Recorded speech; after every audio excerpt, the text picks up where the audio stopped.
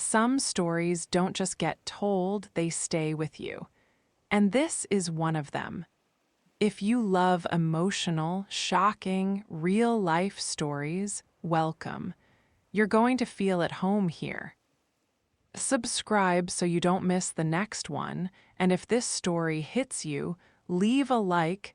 It helps more than you think. Now, let's begin. The divorce papers sat in the envelope for 3 days. Eleanor did not mail them. She moved the envelope from the kitchen table to the home office, then from the home office to the bedroom closet, then from the closet to the garage. She was not hesitating. She was waiting for something she could not name. On the 4th day, Claire called and said, "Mom, Dad told me you filed for divorce." Eleanor closed her eyes and told her nothing was finally it. Claire asked why she hadn't mailed the papers, and Eleanor sat down on the back porch steps, watching the leaves fall faster, and admitted that once she mailed them, there was no going back. Claire said, "You said you wanted to go back. You said you didn't know." Eleanor replied, "I know now." A long pause followed. Then Claire asked if Daniel had done something worse than the letters. Eleanor said no, that he was in therapy and trying, buttering isn't the same as fixing, and she was tired of waiting for him to be fixed. Claire said, "He's your husband, Mom." Eleanor answered, "He was my husband. Now he's a man I used to love. There's a difference." Claire was crying now, her words cracking at the edges. And she said she wasn't ready for her mother to be divorced. Eleanor gently told her that she didn't have to be ready, that sometimes things just happen. Claire called that a terrible answer. And Eleanor agreed, but said it was the truth. Claire hung up. Eleanor did not call her back. She needed to let Claire be angry because anger was healthier than silence. She had learned that from her mother, Margaret, who had swallowed her pain for years until it turned into bitterness. Eleanor refused to become that woman. She walked back inside, poured a glass of water, drank it standing at the sink, then went to the garage, picked up the envelope, got in her car, and drove to the post office. She stood in line for 7 minutes, paid for priority mail, and watched the clerk drop the envelope into the bin. 23 years of marriage, mailed away in a brown cardboard sleeve. She walked to her car, sat in the driver's seat, and did not cry. She had cried enough. She drove to the nursing home, where Margaret sat in the common room watching a game show. Eleanor sat down and said, "I mailed the divorce papers today, Mom." Margaret stared at the television and said flatly, "Good." Eleanor said she had expected pride, but Margaret replied that divorce doesn't fix anything, it just changes the paperwork.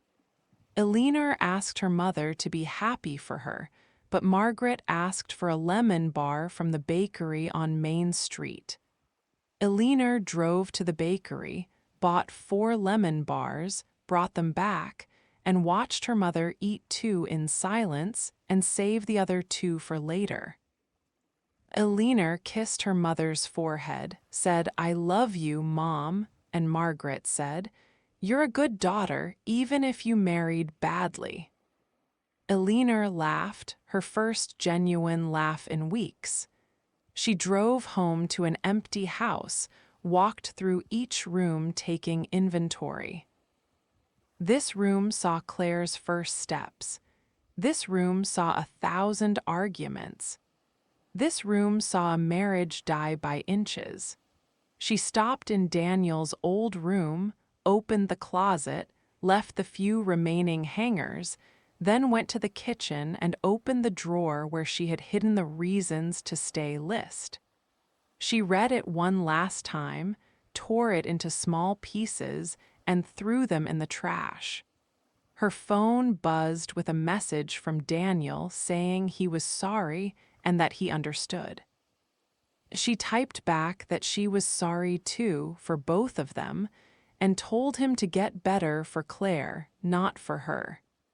Then she blocked his number just for tonight.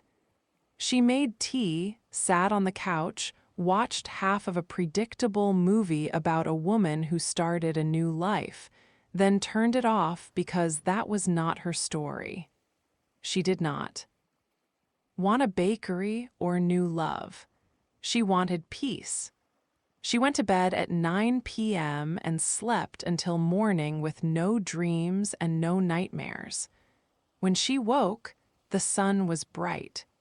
She made coffee and drank it on the back porch, watching a squirrel run across the lawn while a bird sang somewhere in the trees. The world continued, even after divorce papers and heartbreak and everything. She finished her coffee, went inside, and wrote a real letter to Claire on paper with a pen, telling her that she knew Claire was angry and had every right to be, but the decision was not made lightly.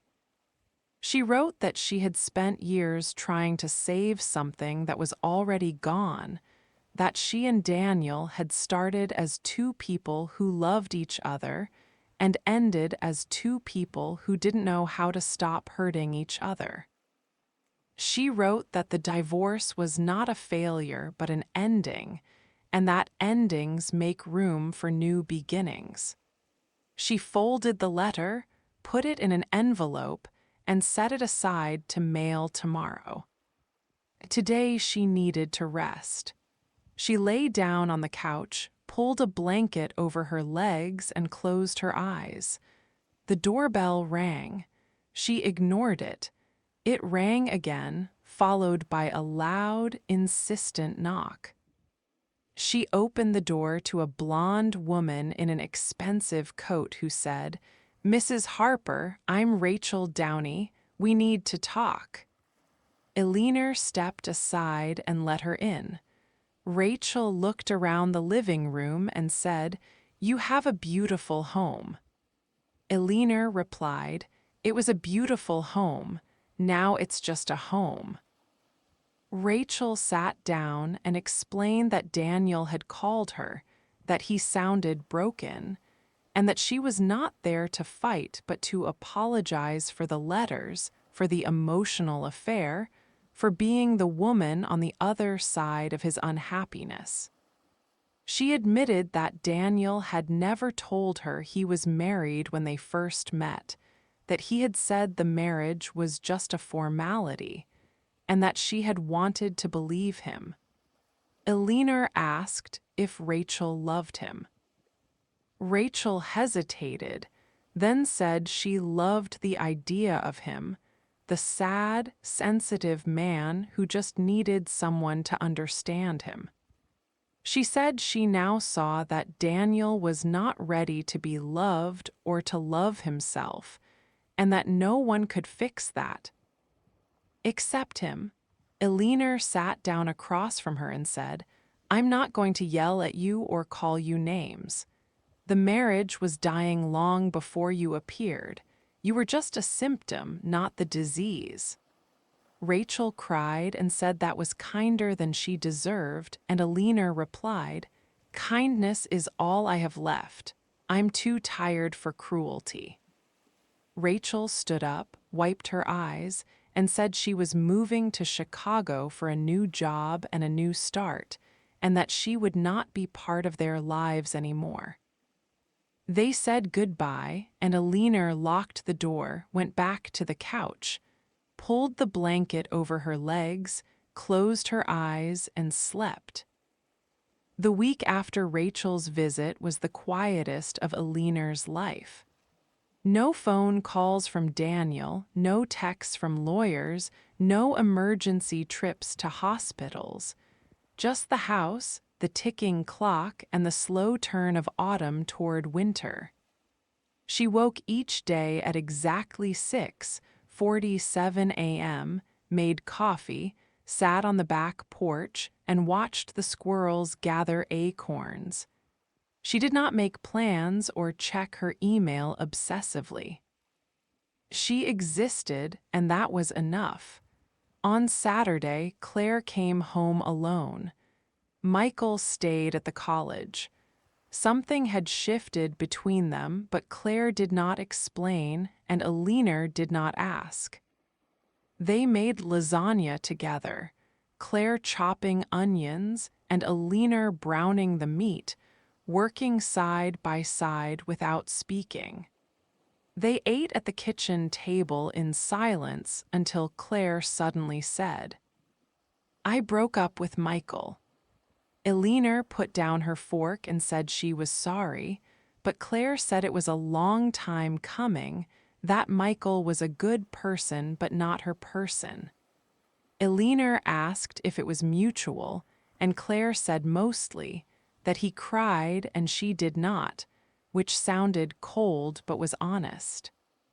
Claire admitted she had been distant and closed off, not because of the separation, but because she realized she did not know who she was without a boyfriend. She had been dating someone since she was 14, 4 years of her life spent being half of a pair, and she wanted to know what it felt like to be just herself. Eleanor reached across the table, took Claire's hand, and told her that was the smartest thing she had ever said. They laughed together, a small, tentative laugh. Like two people testing ice, and the ice held. After dinner, Eleanor washed and dried the dishes alone, looking at the empty kitchen and thinking about all the meals she had cooked in this room, birthday cakes, Thanksgiving turkeys, breakfasts before school, midnight snacks after Claire's nightmares. The kitchen had seen everything, and it would see more, just different things now. Her phone buzzed with a text from an unknown number. It was Carlos Vega, Daniel's half-brother. Daniel had reached out to him, and Carlos wanted to meet Eleanor before he met Daniel. He suggested a Cuban restaurant in Tampa called La Teresita, where he went every Tuesday for lunch. Eleanor checked her calendar, saw that Tuesday was empty, and agreed. Carlos replied, "Thank you, I'll be the brown man in the mechanic's shirt. You can't miss me." Eleanor smiled at his sense of humor. She went upstairs. Claire's door was open, and Claire was lying on her bed scrolling through her phone. She asked her mother if she ever thought about dating again. Eleanor leaned against the doorframe and said no, not yet, maybe not ever. Claire said that was sad. But Eleanor replied, "It's not sad, it's honest. Your father hurt me in ways I'm still discovering. I need to heal before I let anyone else near my heart." Claire put down her phone and said Daniel had called her, that he sounded lighter and that the therapy was helping. Eleanor said she wanted him to be healthy for Claire and for himself. Claire asked, "Do you still love him?" Eleanor considered the question. She had asked herself the same thing every night, and the answer changed depending on her mood. Tonight, the answer was clear. She said, "I love the memory of him." The man he was when we first met, who spilled coffee on my textbook and apologized for 10 minutes straight. That man doesn't exist anymore. Maybe he never did, but I loved him once, and that love was real. It just didn't last. Claire sat up and asked if she regretted marrying him. Eleanor walked into the room, sat on the edge of Claire's bed, and said no, because if she had not married him, she would not have Claire, and Claire was the best thing that ever happened to her. No regrets, just lessons. Claire leaned her head on Eleanor's shoulder and said, "You're stronger than I thought, Mom." Eleanor said she was not strong, just too stubborn to fall apart, and Claire said that was the same thing. They sat like that for a while, mother and daughter, two women learning how to be alone together. On Tuesday morning, Eleanor drove to Tampa. The drive took an hour and 15 minutes. She listened to old songs from her college days, songs about dorm rooms and cheap wine and friends she had lost touch with, and she sang along, her voice rusty but the feeling good. La Teresita was a small restaurant in a strip mall with a faded sign and a cracked parking lot. But the smell coming from the kitchen was extraordinary: garlic and onions and slow-roasted pork. Eleanor walked inside and scanned the busy room. A man in a blue mechanic's shirt raised his hand. He was about 45, with brown skin, kind eyes, and thick hands with grease under the nails. Carlos. She walked to his table and he stood up. He was shorter than she expected. But his handshake was firm. He thanked her for coming, told her to sit and eat, and said the ropa vieja was excellent. They ordered iced tea and the same dish. Then Carlos said, "Daniel told me everything about our father, about the suicide, about the letters, about watching me from a distance for 15 years like some kind of spy." Eleanor asked how that made him feel, and he said angry at first, then sad, then curious, and now just tired of secrets and half-truths and men who run away instead of facing things. He spoke English with a slight accent. Spanish underneath, American on top. Eleanor asked if he was still angry, and Carlos said he was angry at the dead man, not at Daniel. They were both victims of a man who couldn't face his own demons. The food arrived, and Eleanor closed her eyes at the first bite. Carlos asked if it was good, and she said amazing. They ate in silence for a few minutes. Then Carlos put down his fork and said he wanted to meet Daniel properly, as a brother, but he needed to know one thing first. Is he like our father? Is he a runner, a liar, a man who makes promises he can't keep? Eleanor set down her fork, looked at Carlos, and said, "Daniel is broken, but he's trying to fix himself. He's in therapy. He's finally telling the truth. He's not the man his father was. At least not anymore. He might be becoming someone new." Carlos nodded slowly, said that was what he needed to hear, and picked up his fork. Then he asked about Claire, and Eleanor smiled. And said Claire was in college, had just broken up with her boyfriend, and was learning how to be her own person. Carlos said that was hard at that age, and mentioned his 2 children. A boy of 16 and a girl of 14, who taught him something new every day.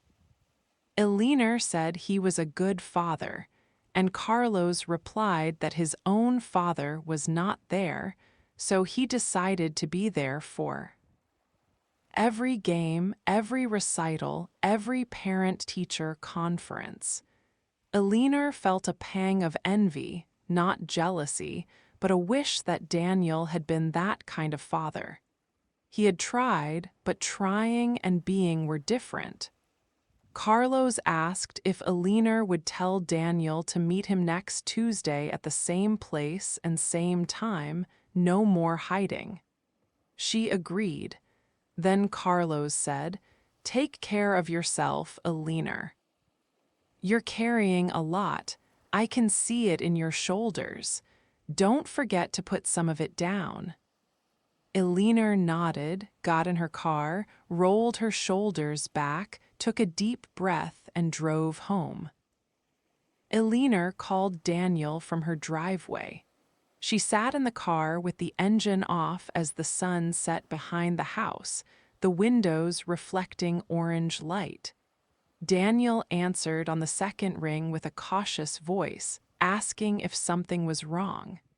Eleanor said no, something was right.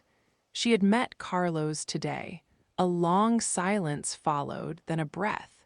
Daniel said, "You met him before me." Eleanor explained that Carlos asked her to, that he wanted to know if Daniel was worth meeting. Daniel asked what she told him, and she said, "I told him you were broken but trying. I told him you weren't your father. I told him the truth." Daniel was quiet for so long that Eleanor checked if the call had dropped. Finally, he thanked her and said that was braver than anything he had done. Eleanor said it wasn't bravery, just honesty. Carlos deserved to know who he was walking toward. Daniel asked when they would meet, and Eleanor told him next Tuesday at La Teresita at noon. She instructed him not to be late, not to wear a suit, and to remember that Carlos would be in a work shirt. Daniel laughed softly and said he did not own a suit anymore, that he had given them to Goodwill. Eleanor said, that was good that he was already prepared. Then Daniel asked, "Why are you still helping me? The papers are filed. You don't owe me anything." Eleanor watched a bird land on the edge of the roof, tilt its head at her, and fly away. She said, "Because Claire needs you to be whole, and because Carlos deserves a brother who shows up, and because somewhere under all the silence and the running, there's still a man who once spilled coffee on my textbook and apologized for 10 minutes. I don't love that man anymore, but I don't want him to disappear completely." Daniel's voice cracked as he said he did not know how to be that man again. Eleanor told him to be a different man, a better one, and to start with Carlos, with Claire, and with himself. She said she could not help him with any of that it was his work. They said goodbye, and she hung up. She went inside, where the house greeted her with a familiar silence, not threatening or mournful, just quiet. She made a bowl of popcorn and ate it watching an old black-and-white romance, the kind where people spoke in fast, clever sentences and love always won. She knew better now, but she watched anyway, because sometimes lies were beautiful, and beauty was its own kind of truth. The next morning, Eleanor drove to the nursing home. Margaret was not in her room, but in the physical therapy wing, where a young man in scrubs was helping her walk. Margaret shuffled slowly, her feet barely leaving the floor, but she was moving. Eleanor stood in the doorway, and Margaret saw her and said, "You're late." Eleanor said she was early, but Margaret insisted she was late and should have been here yesterday. Eleanor did not argue. She walked to her mother and took her arm, and the physical therapist stepped back and said Margaret had walked 20 feet today, a record. They walked together to Margaret's room, and Margaret sat in her wheelchair by the window. The bird feeder outside was empty. Margaret said, "No birds today." Eleanor said maybe tomorrow, and Margaret replied, "Maybe, or maybe they all died, you never know." Eleanor sat on the edge of the bed and told Margaret about Carlos, about the Cuban restaurant, about Daniel's therapy, and about Claire's breakup. Margaret listened without interrupting, then spoke. "You're still talking about them. Daniel, Claire, Carlos, what about you? What are you doing for yourself, besides driving around playing messenger for a man you're divorcing?" Eleanor had no answer. Margaret said, "That's what I thought. You've spent 30 years taking care of everyone else. When do you get to be selfish?" Eleanor admitted she did not know how to be selfish. Margaret told her to learn that she was not young anymore and did not have forever. She reached for Eleanor's hand, her grip weak but determined, and said, "When your father left, I spent 10 years being angry, then 10 years being sad.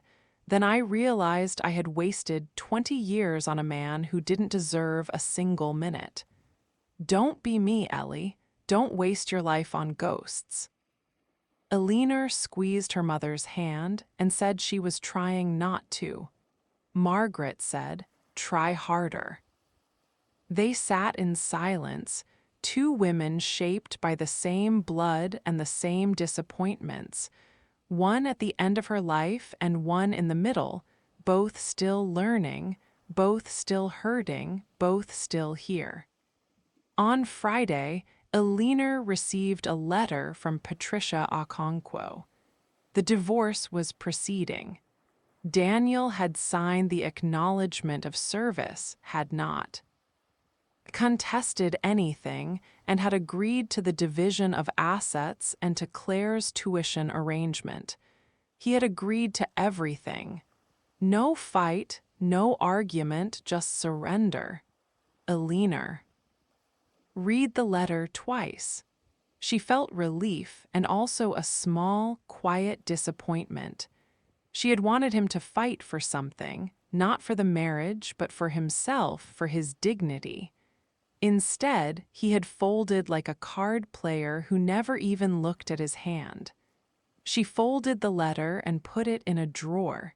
Today she had other plans.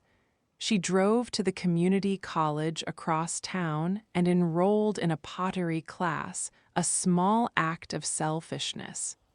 Margaret would be proud. The class was held in a bright room full of wheels and kilns, with 7 other students, mostly women, mostly older. The instructor was a man named Leo with gray dreadlocks and kind eyes. He asked if this was her first time working with clay, and Eleanor said, "First time doing anything for myself in 30 years. Leo smiled and said, "Then you're in the right place. Clay doesn't care about your past. It only cares about your hands." She sat at a wheel, watched Leo make a lump of clay rise into a bowl like magic, and then it was her turn. She wet her hands, touched the cold, smooth clay, and pressed her thumbs into the center. The wheel spun, the clay wobbled, and it collapsed. She tried again, and it collapsed again. The woman next to her laughed and said it happens to everyone not to give up. On her third try, the clay held, and a small, lopsided, ugly bowl began to take shape. But it was hers. She had made something from nothing. She smiled at the bowl, then looked around the room at 7 women making things, some beautiful, some not, all trying. She belonged here, not in Daniel's guest room, not in Rachel's shadow, not in her mother's nursing home, but here, with her hands in clay, making something new. After class, Eleanor drove to the cemetery. She had not visited her father's grave in years, but she found it, a flat stone in the older section with no inscription, just a name and 2 numbers. Harold Turner, 1944 to 2014. She stood at the foot of the grave, the grass brown and the stone weathered. She had nothing to say to him, no anger left, no love left, just emptiness. She had carried that emptiness for decades, and it had shaped her choices. She had married a man who reminded her of her father, distant, unreachable, afraid. But Daniel was not Harold, and Eleanor was not Margaret. She could break the cycle. She knelt down, touched the cold stone, and said quietly, "I forgive you, not because you deserve it, because I deserve peace." She stood up, walked back to her car, and did not look back. She drove home, turned on the lights, went to the kitchen, opened the drawer where she had kept the reasons to stay list, and found it empty. She closed the drawer, went upstairs, took a long shower, washed her hair with the expensive conditioner Claire had left behind, and looked at herself in the mirror. The woman staring back had gray hair, lines around her eyes, a small scar on her chin, and two hands that had made a lopsided bowl. She had a daughter learning to be alone, a soon-to-be ex-husband finally in therapy, a mother who still had fight left in her, a half-brother-in-law she had never expected to meet, and a future she did not know the shape of yet. For the first time in years, that was enough. Tuesday arrived with cold rain and gray skies. Eleanor stayed home. The meeting between Daniel and Carlos was not her story to witness. She spent the morning at her pottery wheel. The lopsided bowl from last week had been fired in the kiln and was no longer lopsided, just small and imperfect but solid. She painted it pale blue, the color of the sky after a storm. Leo watched her work and said she was a natural. Eleanor said she was a beginner, but Leo replied, "Beginners don't paint their first piece the color of hope. You're not a beginner. You're a woman who's been waiting for permission to create."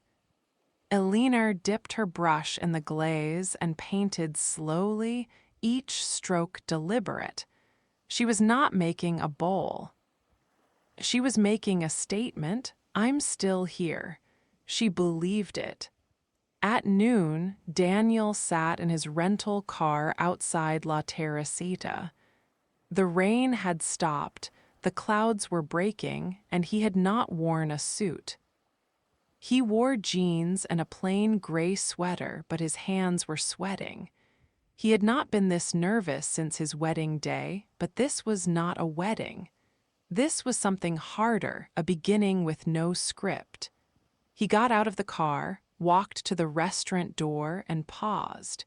He could turn around, drive away, keep hiding. That was the old Daniel, the one who ran, who buried himself in work and silence and another woman's letters. He pushed the door open. The smell of garlic and pork wrapped around him. Carlos was sitting at the same table as before in his blue mechanic's shirt with kind eyes and grease under his fingernails. Daniel walked toward him, each step feeling like a mile. Carlos stood up and they looked at each other. Same father, different mothers, same pain, different scars. Carlos said, "You're taller than I expected." Daniel said, "You're shorter." They both laughed, and the laughter broke something, a wall, a fear, a lifetime of distance. They sat down, ordered coffee, and neither touched the menu. Daniel said, "I watched you for 15 years from a distance. I saw you at your shop with your kids. I wanted to walk up to you so many times, but I was afraid." Carlos asked of what, and Daniel said, "Of you, of me, of what it would mean to have a brother, of what it would mean to admit that our father was a coward." Carlos stirred his coffee without. adding sugar, and said, "Our father was a coward, but he was also sick. Depression is a disease, suicide is a symptom. I've made peace with that. Have you?"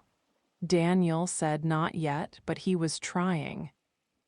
And therapy helped. Carlos told him to keep going and not stop. Daniel's hand was steady now as he picked up his coffee. He asked Carlos to tell him about his kids.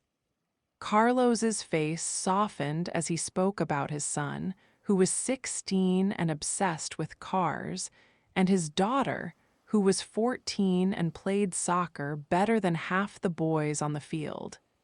He said they did not know about Daniel yet because he wanted to meet Daniel first to see if he was real and if he would stay. Daniel said, "I'm real and I'm not going anywhere." Carlos looked at him for a long time, searching for lies and finding none, then said, "Okay, then next time bring Claire. I want to meet my niece." Daniel's eyes filled with tears, but he blinked them back and said Claire did not know about Carlos yet, that he wanted to tell her in person. Carlos said Claire was an adult and could handle the truth, and that fear was not a reason to hide, but a reason to be brave. Daniel laughed again, more easily this time, and said, "You sound like Eleanor," Carlos replied.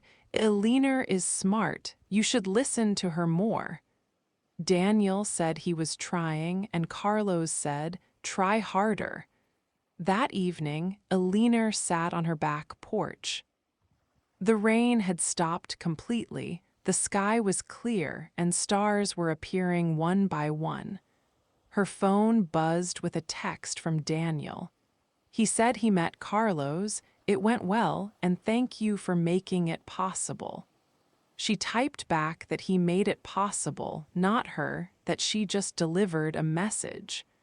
Daniel said he was going to tell Claire about Carlos this weekend and asked if that was okay. Eleanor replied, "You don't need my permission. She's your daughter, too." Daniel said he wanted her blessing, not as his wife, but as Claire's mother. Eleanor looked at the stars, thought about how much Claire had grown, and wrote, "You have my blessing. But if you hurt her with this news, I will find you, and I will not be kind." Daniel answered, "Understood." She put the phone down, pulled her jacket tighter, and did not mind that winter was coming. Winter meant rest, quiet, and the world slowing down. She needed that. On Friday, Claire came home again, this time with 3 bags. Laundry. Eleanor helped her sort colors from whites in the basement while the washing machine hummed and the dryer tumbled. Claire said Daniel had called and said he had something important to tell her in person, that he was coming here tomorrow. Eleanor said she knew, and that she would be out at her pottery class and then visiting her grandmother, so the house would be theirs. Claire asked if Eleanor was going to tell her what it was about, and Eleanor said no, that was Daniel's story to tell. Claire shoved a pile of white socks into the washing machine and said, "You know, for 2 people who are getting divorced, you 2 are communicating better than you ever did when you were married."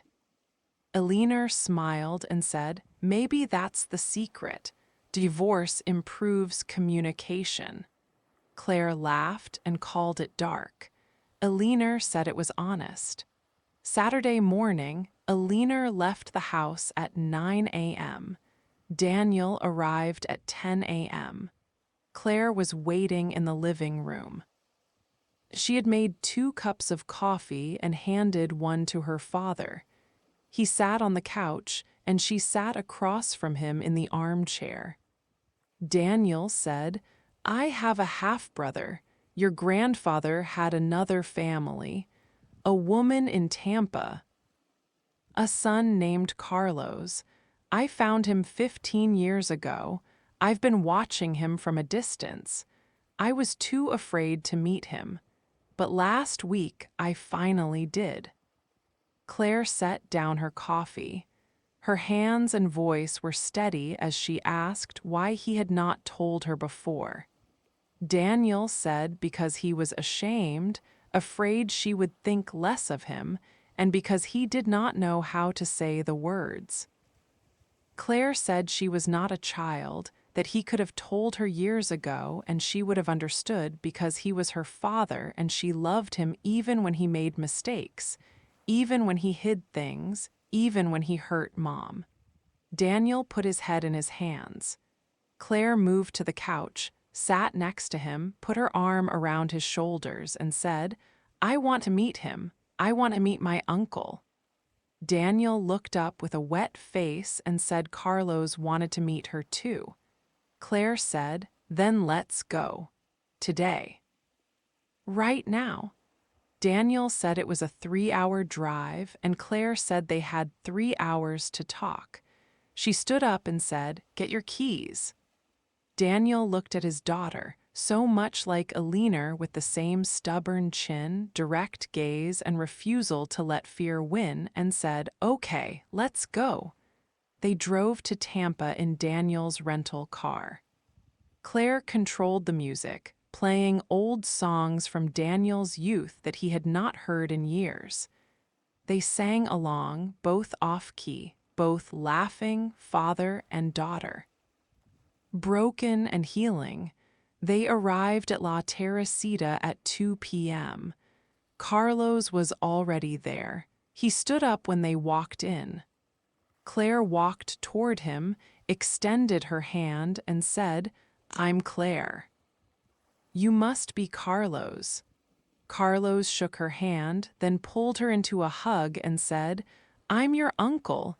I've been waiting my whole life to say that." Claire hugged him back. Daniel watched from the doorway.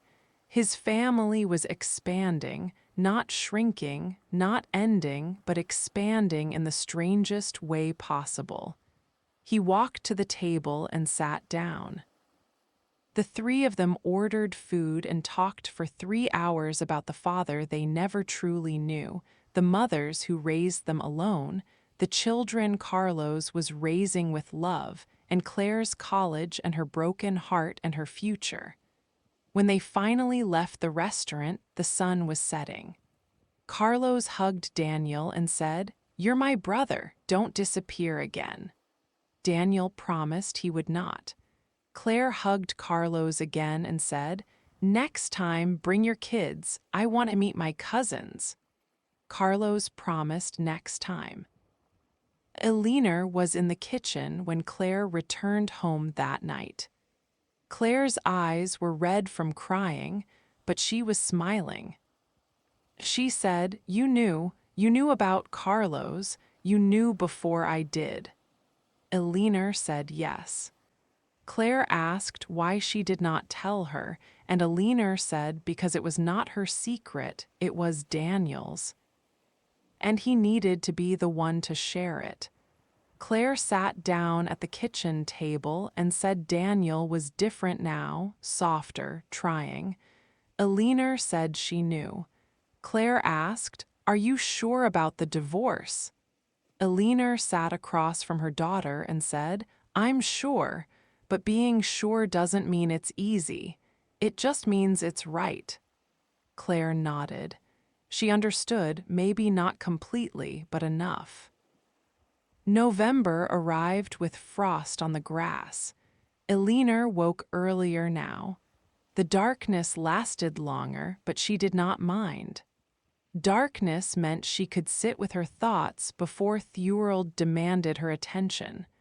Her pottery class had become the centerpiece of her week. She had made 3 bowls, 2 mugs, and 1 crooked vase that she kept anyway. Leo had started staying after class to talk with her, not flirtation or romance, just 2 people sharing stories. He had been married twice, both endings bad, with 2 children in Oregon he saw once a year. He admitted he was not good at staying but was trying to get better. Eleanor said she was the opposite, that she had stayed too long and was now learning how to leave. Leo suggested they could teach each other something. She smiled but did not read anything into his words. She was done reading between lines. Plain words only. Daniel had moved into a small apartment across town, 1 bedroom, a kitchenette, a window facing a parking lot. He hated it, but he stayed. His therapist, Dr. Voss, encouraged him to embrace discomfort because discomfort is where growth happens and comfort is where you hide. He had stopped hiding. He called Claire every other day, called Ruth every morning, and called Carlos once a week. He had not called Eleanor in 3 weeks at her request. She had asked for real space with no texts, no calls, no accidental sightings at the grocery store, and he respected her wish. Margaret declined rapidly after Halloween. The Alzheimer's had been a slow thief for years, but now it was a robber with a gun. She stopped recognizing Eleanor entirely, stopped speaking in complete sentences, and stopped eating solid food. The nursing home called Eleanor on a Tuesday morning and said, "You should come. She doesn't have long." Eleanor drove to the nursing home and sat by her mother's bed. Margaret's eyes were open but empty, her breathing shallow, her hands cold.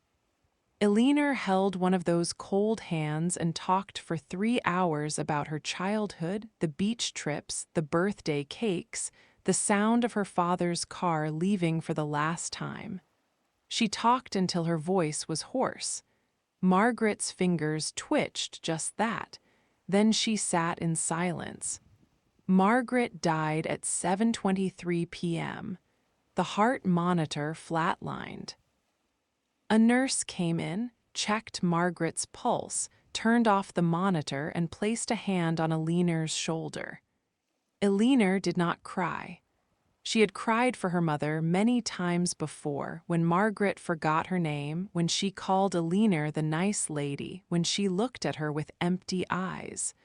Those tears had already been shed. This was just the final door closing. She kissed her mother's cold forehead, said goodbye, and walked out of the room. She drove home, sat in her car in the driveway, and called Claire. Claire gasped, then cried. Eleanor listened without trying to stop her. Crying was necessary, crying was cleaning. Claire said she would come home tomorrow. And Eleanor said she did not have to, that the funeral would be in a few days. Claire said she wanted to come tomorrow because she needed to see her mother. Eleanor said okay. She went inside, turned on the kitchen light, made tea, and drank it standing at the sink, burning her tongue and not caring. The funeral was held on a Friday with a gray sky and a cold cemetery. Only a small group attended.